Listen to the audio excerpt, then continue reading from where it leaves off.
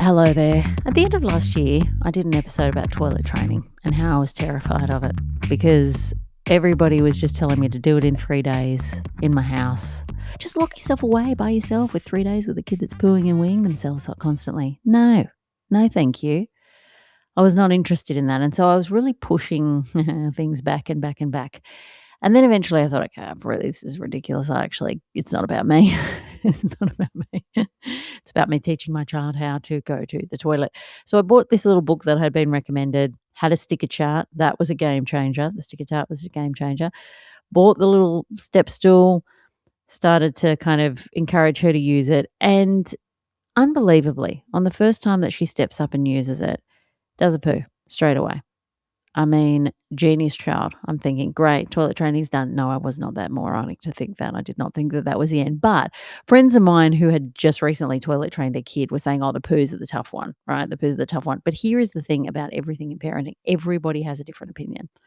And I didn't think that the poos were necessarily a win. I just thought it was amazing that she was like, I can sit on a toilet. I understand. I'm going to go to the toilet. So that was fantastic.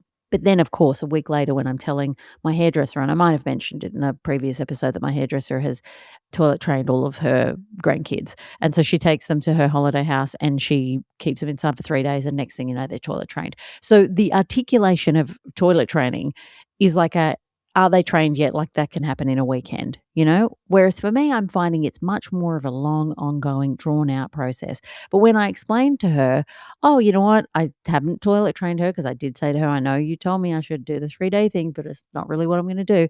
But she did sit on the toilet and do a poo. And I was really proud of her for that because, a lot of my friends have had difficulties getting the poos under wraps. And she was like, oh, well, it's the wheeze you've got to worry about. And I'm like, oh, for God's sakes. Is it possible to have a win at any stage in parenting? No, it's not. So now, okay, she's done a poo on the toilet, but that's actually the lesser of the two. So now I have to worry about the wheeze. Anyway, we lent into the sticker chart heavily, and that was really the thing that started to get her up on that ladder and onto that seat. But then after we'd filled in all the balloons, she bored a bit of the sticker chart. We also started early with wheeze and poos. And then we kind of have drifted into this phase where she knows the poo's coming. So she is happy to put up her hand for that occasionally. But the wee, it's like she's got no idea she's done a wee at all. We tried some undies on the other day because she got them for Christmas from my best mate. Hilariously, my best mate had bought us a couple of tickets to like a Bluey show and some bits and bobs. And so she just gave her some little things just to say, hey, here's something to open. So there was presents that she had, but she wasn't going to experience for another 6 months. And she opened the underpants and her reaction was, oh, underpants. Thanks. I was like, that's quite an adult response. But I was trying to get her to try on these undies. And, finally, she's very uninterested in undies and pull-ups and all that kind of stuff. But she sort of started to think, okay, maybe I'll try them on. So I was like trying to pump it up, be excited. And I was like, yeah, you put these on. And she put them on and she paraded around and she thought it was really cool and exciting. And then she just pissed all over the floor. And I was like, oh, you did a wee-wee. And it was like she didn't even have a clue that it has happened. So I was like, okay, that's fantastic. Anyway, now she's also transitioned back into the stage of wanting to poo in her nappy all the time. So we have started the toilet training. And she's actually excellent at it. She's really good when she's like in the mood. There was one day she was in the bath early on. I think it might have been the second or third day after we'd sort of had the first poo on the toilet. And she was in the bath and she said, I need to do a poo. Can I go to the toilet? And got out, did a poo, and then went back in the bath. And I was like, oh, that is excellent. That's the presence of mind not to do a floater. And that is not only appreciated, but also very good to see. So I did really feel like we were making significant progress. And I was like, I think she's going to get this. She's a smart kid. But now, the other day, she said, I need to do a poo. And I said, okay, well, should we go to the toilet? She's like, no, I prefer to do it in my nappy. I was like, okay, great. We're back here again. And now I'm in the middle of something that I think happens quite often as a parent where I have no idea how I'm going to get to the other side. I mean, when I did that initial episode, I really had no idea how I was even going to start the whole process. But now that I'm in it and I'd seen significant progress, so I was like, okay, great. And I mean, this relates back to last week's episode, right? Where it's like you feel like you're making progress and then you find yourself right back at the beginning again. Like once we'd started to do poos and wees on the toilet, I'm like, okay, we're doing poos and wees on the toilet now. But no, we're not. Now we're like, I want to do them in my nappy. And sometimes she's got this real thing for going out on the balcony and doing it. I'm going to do a poo on the balcony. Okay. Wherever you feel comfy, mate. And then she goes out on the balcony. And of course, everybody can hear her out in the balcony, all the neighbors and everything. And so she's likes to shut the door too, likes to shut the balcony door. I can see her through my bedroom window on the balcony, so it's all safe. And she'll be shouting through the door, telling me about the poo. And I'm like, this is so good for the neighbors. I'm sure they absolutely love this. But I just can't believe we're back here. And now I'm just like, in some ways, I haven't given up, but I realize I probably need to be more proactive about getting her to go to the toilet. But I'm also conscious that I want her to come to things in her own time. And if she doesn't want to go to the toilet, then I'm not going to force her to sit on there. And I am confident that she will progress and be at the right spot when she needs to be at the right spot. But she's also of an age where there are kids around her that are toilet trained. And that doesn't mean that she needs to be, because not all kids move at the same pace. But it does mean that I have to be a bit more on it. And to be fair, when we're together, like there are some days that I'm like, oh, I didn't ask you if you wanted to go to the toilet at all, because for a time she was volunteering every time she needed to. And I probably need to get better at asking every hour to do it. But I'm just like, how am I ever going to have a child that wears underpants? How am I ever going to have a child that is not pooing on the balcony and telling everybody about it? I will say I did have one win recently that took so long to get and that I never thought I would get. And then I realized, oh my God, it was so much easier than I was making it. So I've been trying to get her in pull-ups for I cannot tell you how long. She is now a size 6 nappy. I've been trying to get pull-ups on her since she was size 4.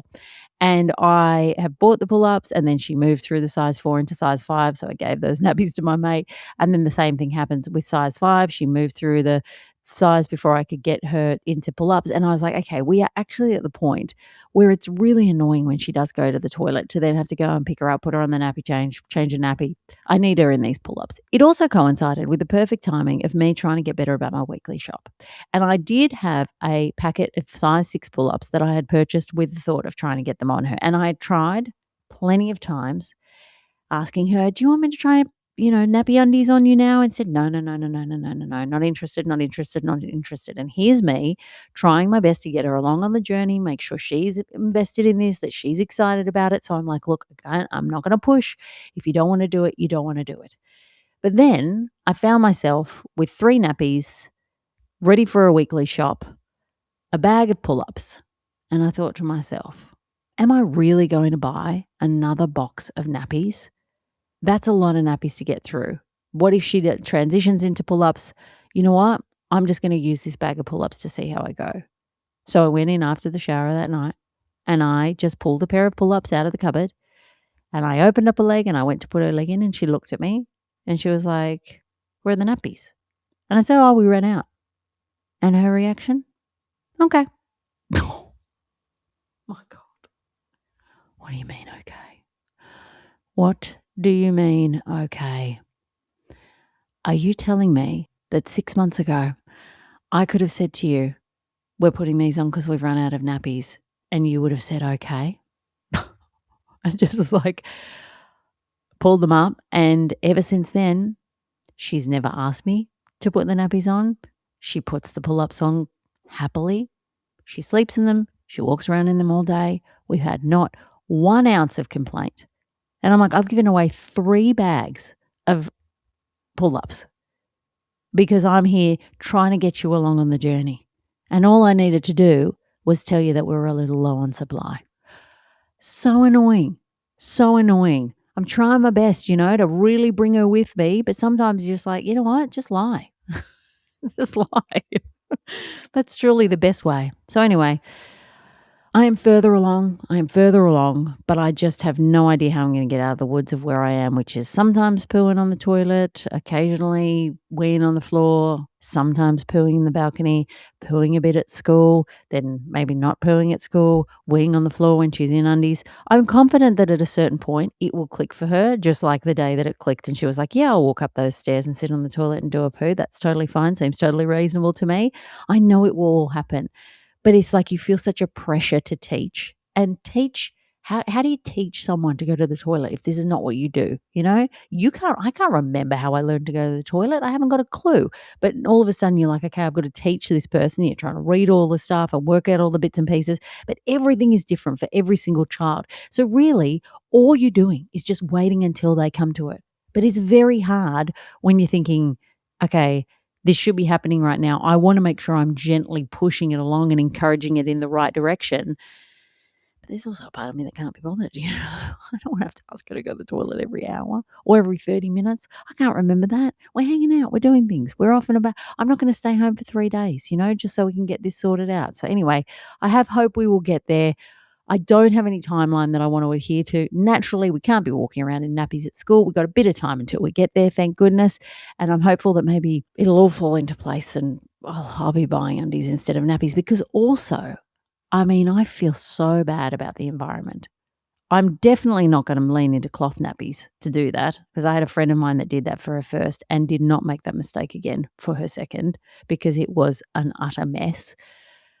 But man, I can't wait till I'm washing undies for this kid and not throwing out nappies, because I just can't bear to think about the footprint that I have created on this planet. Oh, it's so bad. And then I think about all the babies that are out there and all the people that are doing the same thing that I'm doing. And oh my God. Anyway, the pressure, it's too much. The pressure of the timelines, of the environment, of everything, we just need to get this kid into underpants.